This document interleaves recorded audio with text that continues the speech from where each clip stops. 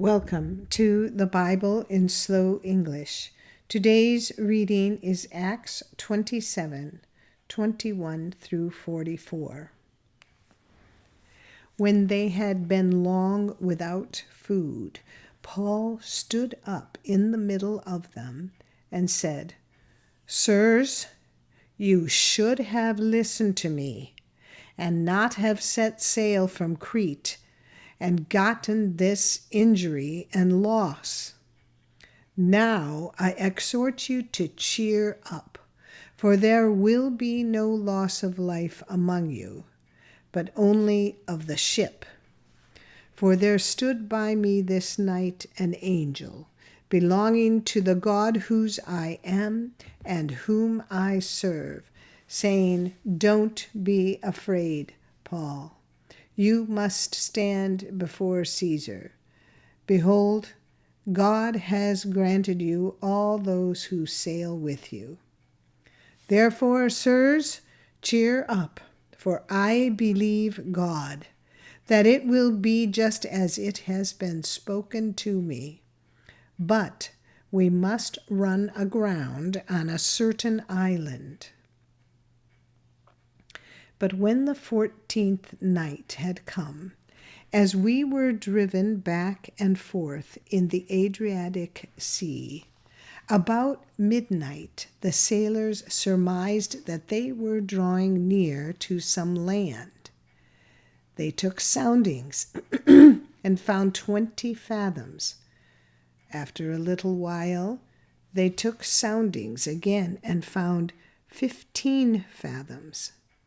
Fearing that we would run aground on rocky ground, they let go 4 anchors from the stern and wished for daylight.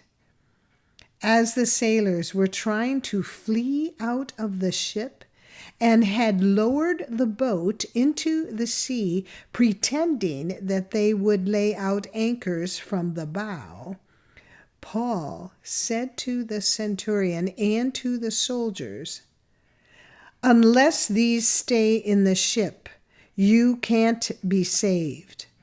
Then the soldiers cut away the ropes of the boat and let it fall off.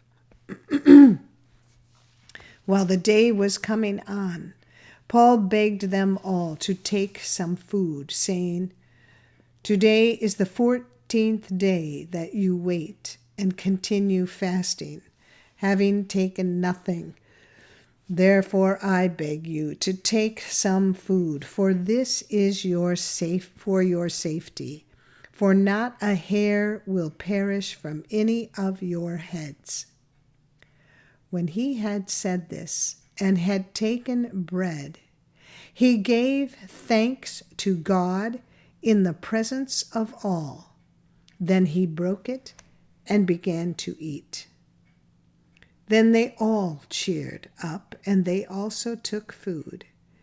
In all, we were 276 souls on the ship. When they had eaten enough, they lightened the ship, throwing out the wheat into the sea. When it was day, they didn't recognize the land, but they noticed a certain bay with a beach, and they decided to try to drive the ship onto it. Casting off the anchors, they left them in the sea, at the same time untying the rudder ropes. Hoisting up the foresail to the wind, they made for the beach. But coming to a place where 2 seas met, they ran the vessel aground. The bow struck and remained immovable, but the stern began to break up by the violence of the waves. The soldiers' counsel was to kill the prisoners so that none of them would swim out and escape.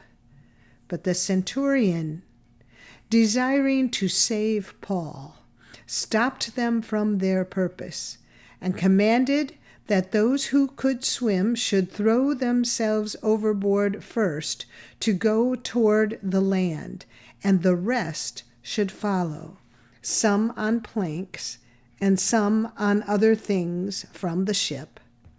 So they all escaped safely to the land. This is the end of Acts chapter 27, verses 21 through 24. Come again for the next chapter, and if you found this podcast helpful or interesting, please like us, subscribe, and share us with your friends. Thank you for listening to the Bible in Slow English. This is Janet Benish, your reader.